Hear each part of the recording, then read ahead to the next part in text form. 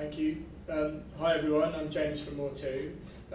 We're a bunch of ex-marketing directors and CMOs who essentially help our clients to grow faster with using of data. Now, Andrew asked me to talk about data and retention, which, let's be honest, might not be the most engaging topic. He then put me on at 4 o'clock, which is a little bit... At least we're on time, absolutely. So I promise, for all our sakes, I'll keep it light-hearted. And really today, I just want to focus on the fundamentals of what we do and what we really want to measure. And we measure this for all of our clients. As I said, we're all ex-marketing directors. And we're really fortunate to work with some amazing clients, a lot of amazing clients across retail, fashion, beauty, some of which here today, Amara and Jules, I think.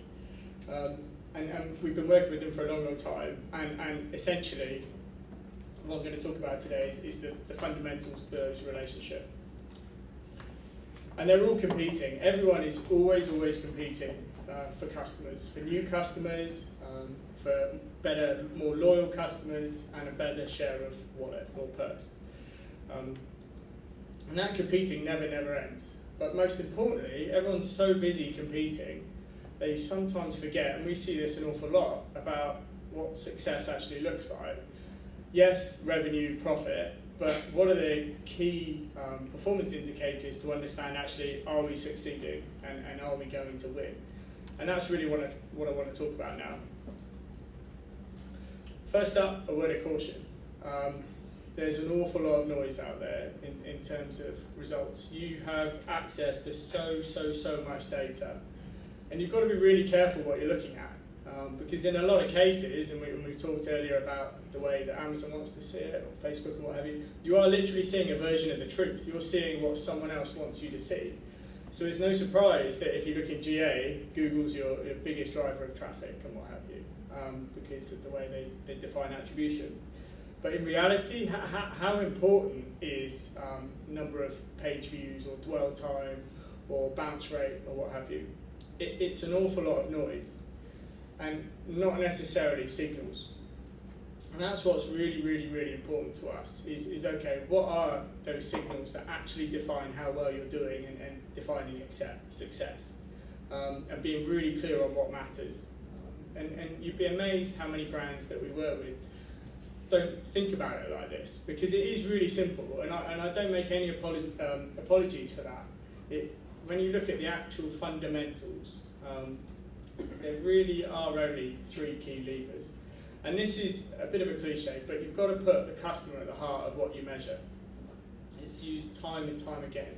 But when you do that, you can really see that there are only 3 things that you can do and change to drive growth. Incidentally, that is a lever, and that formula there is not what I'm going to talk through in a second.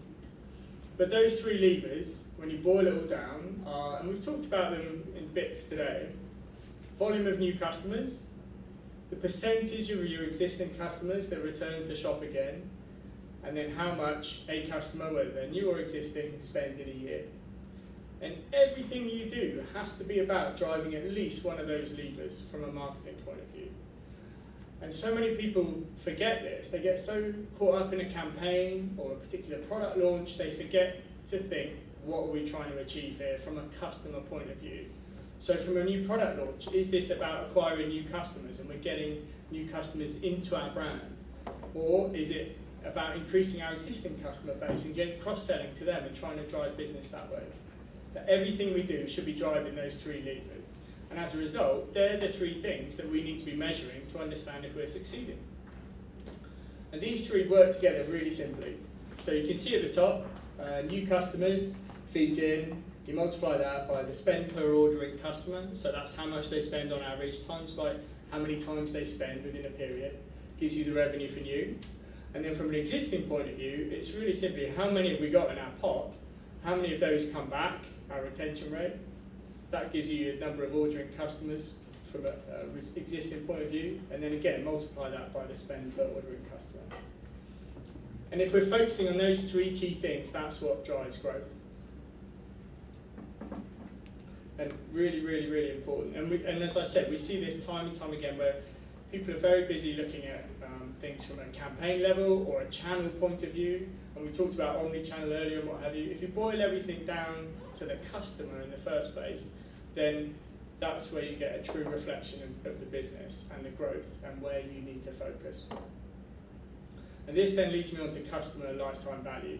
So if you remember one thing from what I'm talking about now, it's this, because this is what defines how quickly you can grow.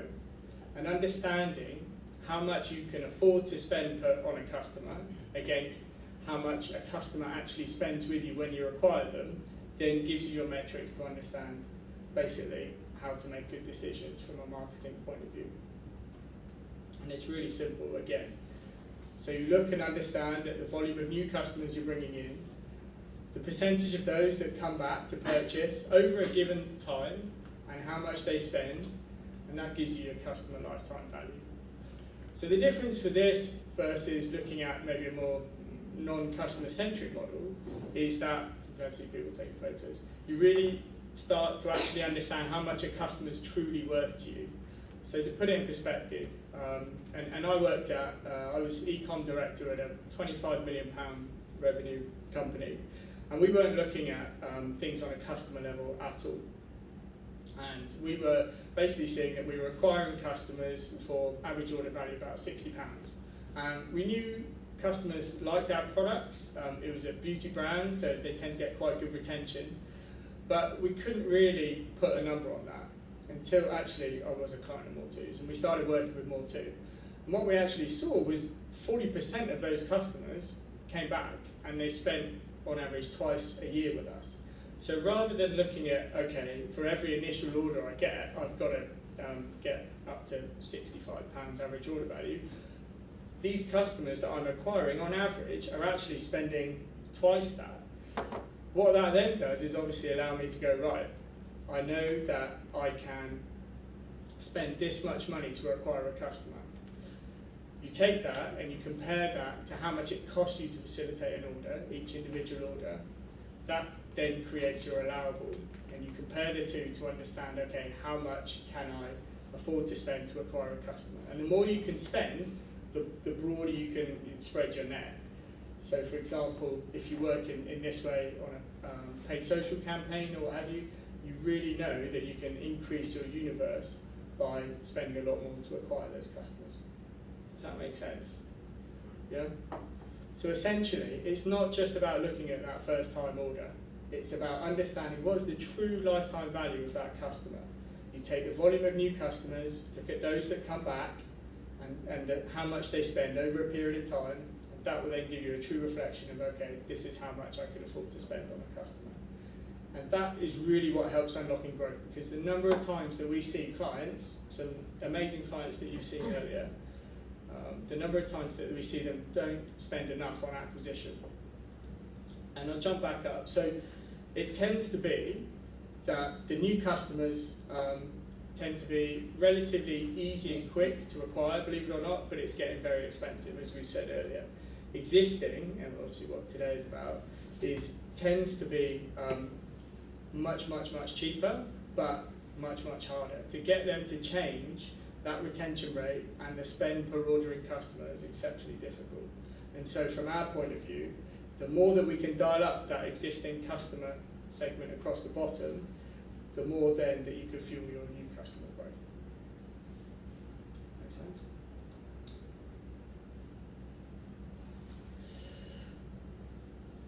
And it's making sure you don't forget your existing customers. So many brands, whatever stage they're at, will focus on growth via acquisition constantly. But it's actually 3 to 5 times less expensive to retain an existing customer. And that's purely because your existing customers respond so much better to any campaign that you do compared to new. Whether that be a direct mail campaign, email campaigns, paid socially, but the response rates are so much higher for existing customers. They know your brand, they know your products, they bought into everything. And so from that point of view, it's much less expensive to bring them into the brand and retain them. What that then will do is drive your the profit to then pay for your acquisition, and that's what it really is all about. So the more that you can drive those existing customers and retain them, the more that you can then afford to spend on acquiring new customers. That's me. Right.